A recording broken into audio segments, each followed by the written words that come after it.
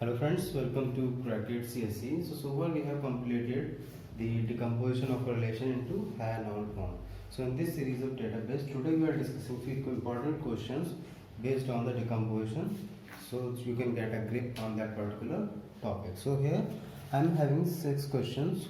So on the basis of 6 questions, we will be clearly understanding how exactly the decomposition works, right?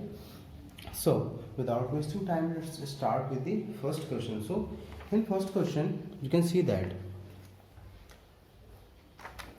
so in first question I'm having a relation R with 6 attributes, and these are the functional dependencies which are given. So what we need to do is we need to find out the candidate key and what is the highest normal form satisfied by this particular relation, and how to decompose this particular relation up to BCNF. So we'll be decomposing all these relation up to BCNF, right? So for the first question, you can see that I'm having this relation. First of all, we need to find out the candidate key. So you can check the left hand side. So left hand side is right hand side is CE, D and F. So C, D, E, F. That means these four has been covered in the right hand side. AB has not been covered. So we have to first try AB for the candidate key. And if you find out the AD, it will give you all the complete attributes. So AB is the key. There are no other keys possible because either A or B is not in the right hand side. So AB is the only key possible in this case. So now let's check for the highest normal form. So if you check for the highest normal form, we will be starting with BCNF. So you can see that this particular relation is in, this particular functional dependency is in BCNF because the left hand side is a key, and this is the definition of BCNF. In the left hand, here you can see in the left hand we are having B, and B is not a key. That means it is not BCNF. No need to check ahead because the relation is not in BCNF. Similarly, going with the 3NF. So this satisfies 3NF because LHS is a key.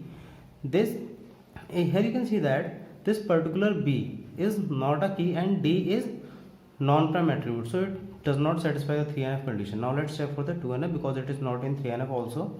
So if you are checking for 2NF, you can see that AB to C is satisfied because there are no violation of key, but you can see that here the partial dependency exists. That means the sub part or the proper subset of this particular key, that is B, is deriving a non-prime attribute, so it is not in 2NF.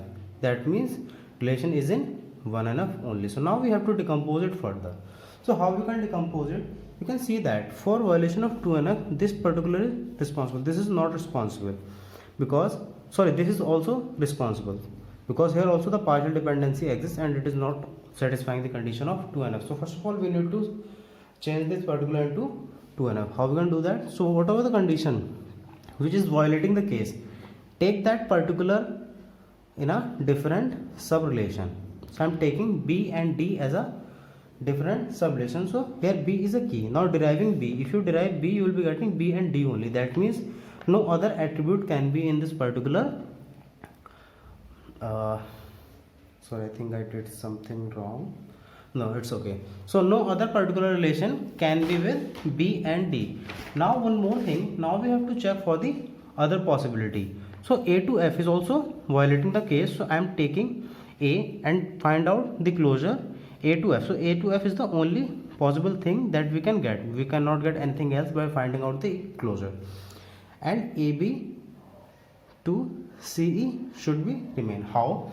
You can see that CE has not been covered in either of these two. So CE has to be in a relation, but we need to make sure that the candidate key also exists in a relation. That means we will be combining this particular CE which is not covered in any of those two along with AB, CE. So this particular relation R has been decomposed into R1, R2, R3.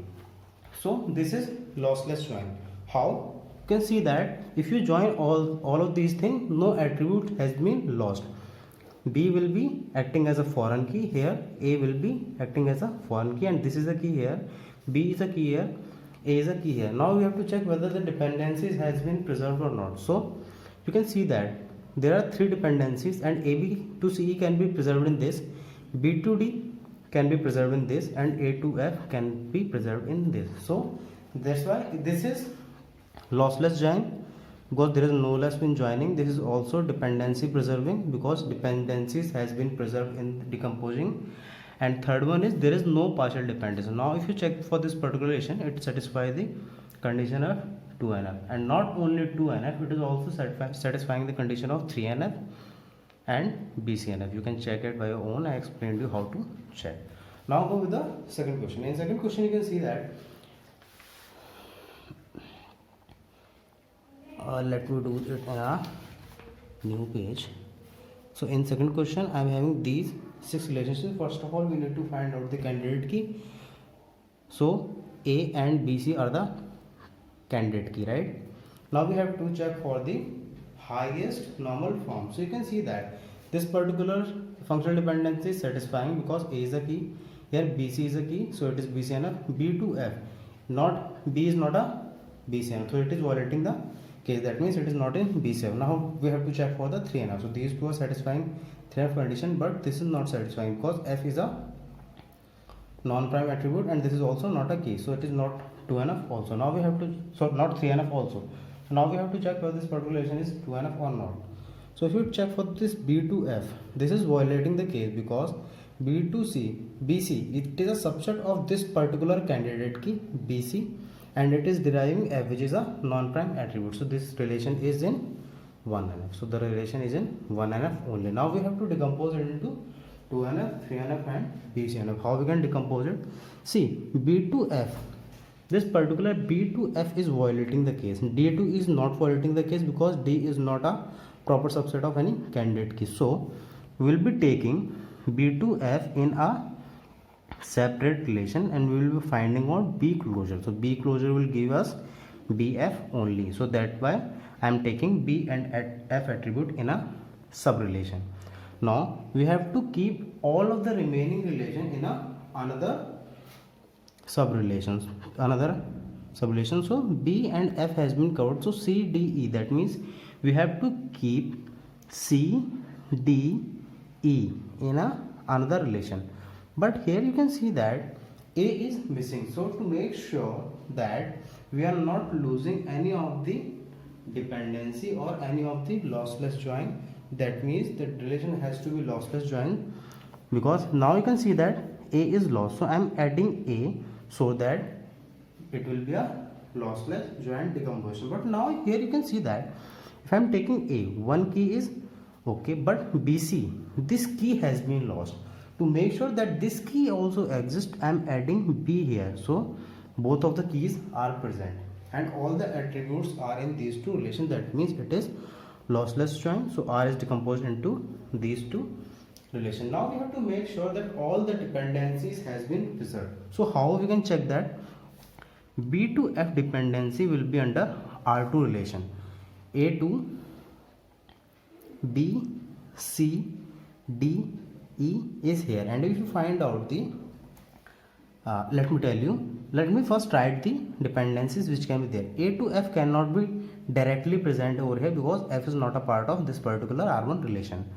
Now BC can give us A, D, E, not F because F is not a part of this relation. B to F cannot be there. D to E, right? D to E can be there.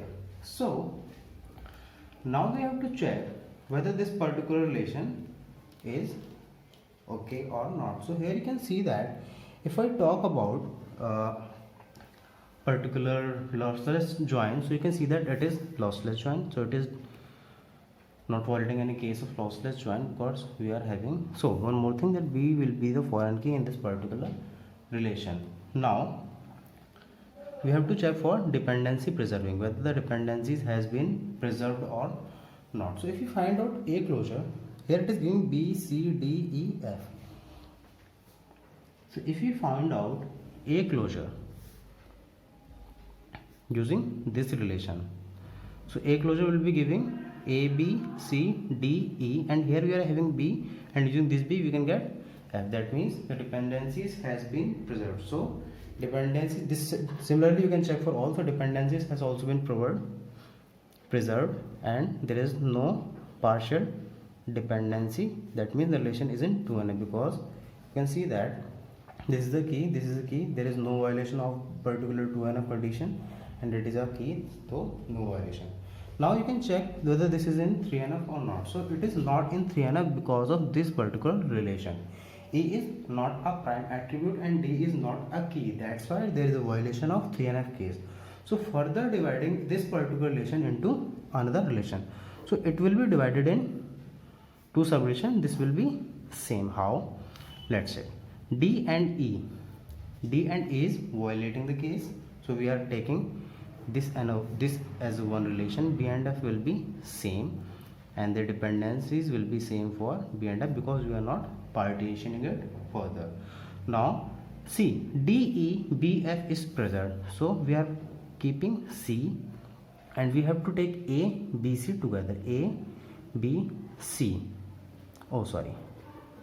So I am taking A because A is one key, B, C is one key, because you cannot keep B and C in different table. We have to keep that in one table only. So B, C is one key, and I am keeping D here so that D can be referred. Otherwise, there will be a violation of integrity constant. So if we are dividing any particular table into two parts, there has to be a foreign key, right? So that's why they are dividing in two relation, R11, R12, and this one is R2. So I'm writing as R11 because first part of R1, second part of R1. So now if I check the dependencies, so A will be giving us BCD, BC will be giving us AD here, D to E. So that's how you can check that the dependencies has also been preserved. If you find out the closure, it will give you the exact closure as the question. So here the question can be that in 2NF, so if you are decomposing in 2NF, how many tables are required? So the answer is 2. If you are decomposing it in 3NF, how many tables are required? The answer is 3. And if he is asking for BCNF, then you have to check it whether this particular relation follows the BCNF. So these three tables will be following the BCNF also. So for BCNF also 3 is the right answer. So that's how you can answer the question. So they can ask you how many tables are required in 2NF, 3NF and in BCNF. So now let's move on to the third question quickly. So in third question you can see that I am having a relation R with A, B, C, D, 4 attributes. So I am having 4 attributes with 2 functional dependencies. So what is the key? AC is a candidate key.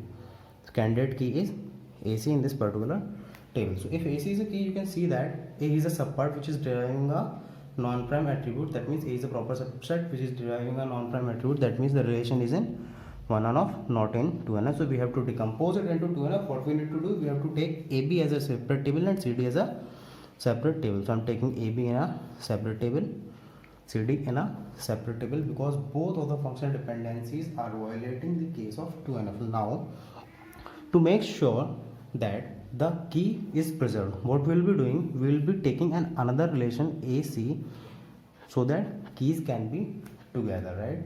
Now if you check that whether it is following the lossless join, yes, because if you combine all of these you will be getting the exact same relation that I am having, like ABCD, right? And one more thing, here A will be a key, here C will be a key. So keys are also preserved, so there is no loss in joining, therefore these are lossless joining. Now we have to check for the dependency. So A can be clearly in, A to B can be clearly in this, and C to D can be clearly in this. Now if you check for the dependencies, now if you check for the hash normal form, so it is satisfying the condition of 1NF, 2NF and 3NF along with BCNF also. That means to satisfy this condition in either 2NF or 3NF or in BCNF, we need 3 tables. So these questions can be asked in your exam. Now let's move with the fourth question. So fourth is also an easy one. I think you can easily do it. I am leaving it for you, and if you are getting any problem, you can just contact me on my Facebook group and I will post the answer of this particular thing over there only. Or if you are having any problem, you can just mention it in comments. So I'm leaving this 4 question for you to practice. Now let's go with the 5 question, because there is a small thing I want to tell you using the 5 and 6 example. So I'm going with 5 and 6 directly. So here I am having 3 attribute and this is the relation. Let me write over here. So I am having 3 attribute and this is the functional dependency. Now if you check what is the candidate key over here, so candidate key is AB and A can be derived using C, that means BC is also a candidate key. So 2 candidate key is possible. Check for the relation, whether relation is in 1NF, 2NF, 3NF or in BCNF. So you can see that C to A, C is a subset of this, but it is deriving a prime matrix. So A, B, C all are prime, that means it is always in 3NF, but it is always in 2NF because it is not violating any case. So if all the attributes of a relation are under a particular are prime attribute, so A, B, C, all the attributes are prime attribute, therefore it is 2NF, it is satisfying the condition of 2NF, but it is not BCNF because C is not a key. So we have to decompose it in such a way so that we can make it in BCNF. How we can make it? We have to keep C and A in a different table. Now what are the remaining things? B is remaining, but we have to make sure C is also there. So C is also there, right? So now if you check that particular C is a relation this and BC is a key, right? But here you can see one thing, that one key is AB and AB to C is not preserved under any of these relations. So this kind of decomposition is not valid, we can say. So it is what I mean say is there is no trivial dependency among these, but C to A has been preserved. So what we can say by these kind of decomposition is that dependency preserving decomposition is not possible when we are trying to decompose into a BCNF. But let's try to ensure that dependency preserving decomposition exists. So now what we'll be doing is we will be dividing it in AC. So this is the first case. Second, I am taking A, B, C, all are here. So to make sure that AB and BC both candidate key exit, so it exist here, sorry. So C will be removing this, so foreign key also there. So it is lossless join, and if I take, so AB to C exist and C to A can also exist in this particular relation, and here you can see that C to A also exists. So this is not BCNF now because this is again violating the case. So if you are trying to find out dependency preserving but not BC and F, here not dependency preserving but it is BC and F. So you can see that if we are trying to ensure that dependency preserving decomposition along with BC and F, it is not trivially possible. So there may be a case when it is possible, but in some cases it so happens that this particular scenario does not exist. So therefore we say that the dependency preserving BCNF decomposition is not possible for all the relations. So we can see that here that BCNF decomposition not possible for this particular relation. So they can give you a true and false statement, and they can ask you whether the BCNF decomposition along with dependency preserving is possible or not. So you have to write as false. So same case is with 6 also. So in 6 example, I am also trying to again explain you the same thing. Let's see how. So here you can see that there are 2 keys. A, B, C is one key and B, C, D is the other key. So I am not finding out the keys. So these are the 2 keys, which is A, B, C and B, C, D. We have to find out whether the relation is BCNF or not. So it is clearly not in BCNF because D to A is violating the case. So what we can do is we can put D and A in one table and rest of things in another table. That means B, C in one table. But we have to make sure D is here so that the foreign key violation will not occur. So I'm taking it like this. Now you can see one thing. If I'm keeping it like this, D to A exists, but A, B, C to D does not exist. So this is the first case. That means dependency preserving decomposition has been failed. Now if I keep it A, B, C, D here, then there is no need to AD. That means all the decomposition, that means all the dependencies A, B, C to D and D to A are present here itself. That means this again violates the case of BCNF. That means if we are satisfying the dependency preserving, BCNF cannot be satisfied. So therefore that's why we say that the dependency preserving decomposition along with BCNF is not possible in every cases. So this is what I have told you in one of my previous video, that if we are decomposing a relation into BCNF, dependency preserving decomposition may or may not be possible. So I think that we got all the points in this video, and if you are getting any issue, any problem, any query, you can post it on my Facebook group. You can connect with me on my Facebook page also. So for further discussion, you can like and join those Facebook groups and pages. Thank you very much. If you find this video useful, like this video, share it with a friend, comment the efforts I am making for you. Thank you very much. Keep supporting, keep learning, and if you are new on this channel, subscribe to it. Thank you very much. Have a great day.